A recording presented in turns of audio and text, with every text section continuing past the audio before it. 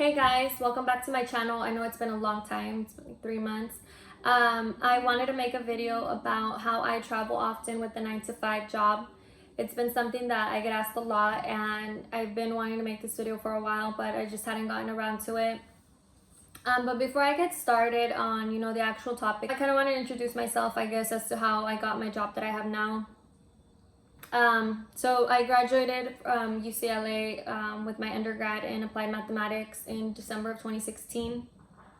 I started working a month after that in January 2017, and I was applying to grad school. I got into grad school in the fall of 2017. I went to Stanislaus State. I graduated in May of 2019 with my MBA, and that's when I started the job hunt. I ended up getting the job that I have now in September of 2019. So I had been traveling ever since I was an undergrad, every time we had breaks or anything. And then even while I was getting my master's, I was still traveling because again, we still have breaks. And then I think when I did get like my big girl job, so I think that was like a reality check, like, shit, am I still gonna be able to travel the way that I do? Like, am I, gonna be stuck in the office? I'm not gonna be able to go anywhere. And I made it work, and I think I kind of have like a good little system going on, and that's why I wanted to make this video.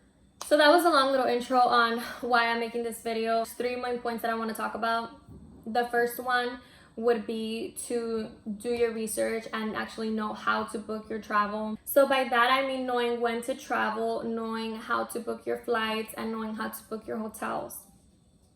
Starting with knowing when to travel. You pretty much have like a little date range in mind, or like the month or the number of days that you want to go. You pretty much have that in mind already.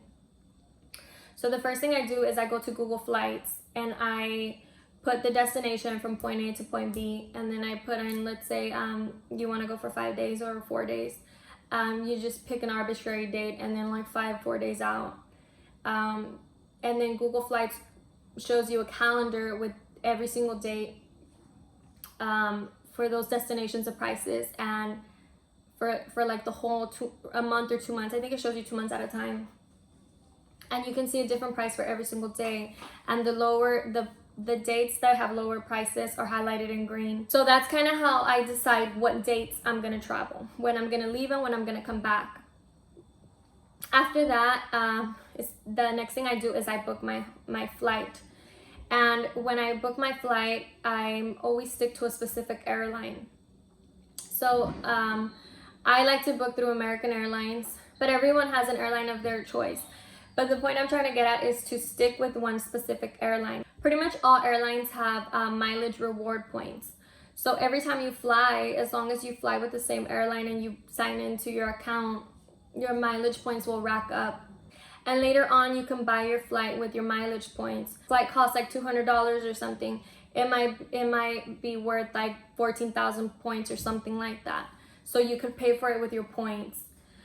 For example, I think I put it on Instagram a few months ago. I flew from San Francisco to LA for like $5.47 because I had mileage points racked up, because I always fly with the same airline and I always save my mileage points.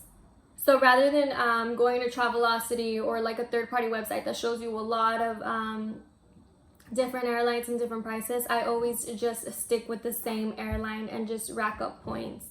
Another thing about that too is that whatever airline you stick with, you can get a credit card with them and you can get more mileage points. I think the first time you get a credit card, you get like 50,000 points or whatever promotion they have going on. I don't have that yet, but I know that's another plus for sticking with the same airline. So the last thing that I look for is for my hotel. So after I have my flight and everything is ready, like all of that is ready, my flight is ready, I look for my hotel.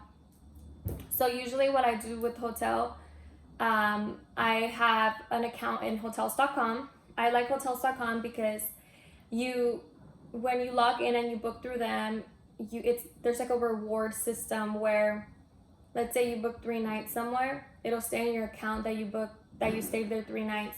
When you reach 10 nights, you get an automatic free night somewhere. You get credit for 1 free night. So the more you book through hotels.com, you're racking up nights, and when you reach 10, then you get 1 free night. So that's why I always book with them. I don't know if other third-party hotel websites have that same reward system, but that's what I always go with. And then for Airbnb, now I don't really use Airbnb because sometimes I feel like it's more expensive than hotels because they have like a crazy cleaning fee. When Airbnb barely started, it was cheap. I liked it. We used to use it a lot. But for some reason now I feel like a hotel is a cheaper alternative. For example, during Christmas time we went to Denver and we were looking at where to stay in downtown Denver, and we were looking at Airbnbs and we were looking at hotels, and it was way cheaper to stay in a hotel than it was to stay in an Airbnb, because when you're looking at the prices next to each other, it looks like the Airbnb is cheaper per night, but then they add all these they add a cleaning fee and it ends up being way more than if you would just stay in a hotel. So honestly, I personally prefer to stay in a hotel. Okay, so that's kind of like a little mini tutorial on how I book my travel. And I'm talking about, just for this, I'm kind of talking about, when you're on vacation, like, on Christmas or holiday breaks, or, when you actually take your work vacation that you're racking up. So that's kind of like the way that I book those a little bit longer travels. So now I want to talk about the weekends, weekend getaways. Don't think that because you're working, Monday through Friday and you only have the weekends, don't think that it's not worth it. I hate sometimes like people think that it's not worth going somewhere because you're going to go for the weekend. The only thing I would say that it is not worth is to fly somewhere for the weekend. So for weekend getaways, I'm talking about, driving somewhere. I live in the Central Valley in California. I think anybody in California has the luxury of being able to drive 2 to 3 hours and be able to go to a nice place. You have Napa, San Diego, Tahoe, Malibu, LA. All of those places have tourist attractions, and they're really nice places that you should go if you can. If you have the ability, you should make a weekend getaway. Like I said before, I don't recommend to book a flight somewhere during the weekend.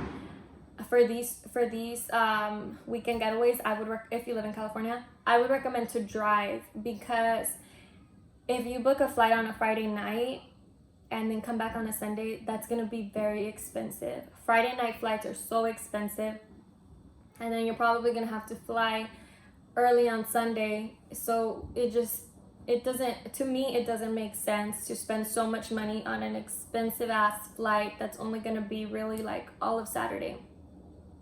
So weekend getaways, I mean driving somewhere for the weekend. So that's kind of the takeaway from that point. The weekend getaways is, don't think that it's not worth it just because you're going to go 2 days. Sometimes I go somewhere just for the day. If it's 2 hours away, why not wake up early, go on Saturday, make a day out of it, come back. You don't need to spend the night so that it's like a memorable getaway, So yeah, if you have the ability, I highly suggest going on a weekend trip.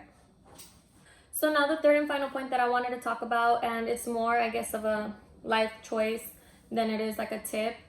But I still wanted to talk about it because I think it's important working, a 9 to 5, is that, if you have the ability and if you know that traveling is something that you want to do, or having flexibility, is to keep that in mind when you're looking for a job. Like I said in the beginning, in the intro, the job that I had while I was in grad school, I was working from home. So I had the ability of like, hey, let's go to Vegas. And, I would take my laptop with me. I would be able to, work until 5. And then, at night I can go out, I can be in Vegas. I had the flexibility to do that.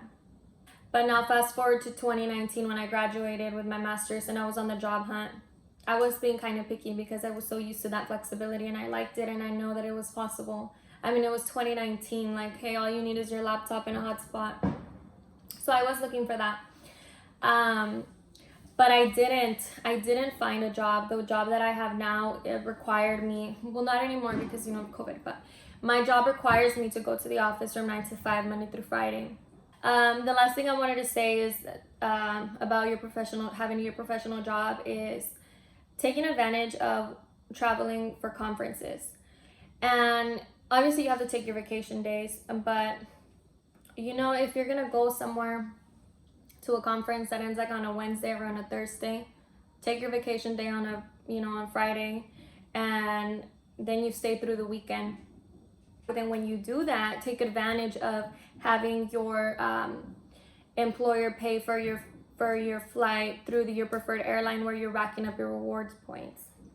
So those are kind of the 3 points that I wanted to make about you know, how it's possible to travel often with the 9 to 5. But yeah, guys, thank you so much for watching. Make sure you like and subscribe to my channel, and hopefully I will be more consistent and I'll start posting every week. Bye.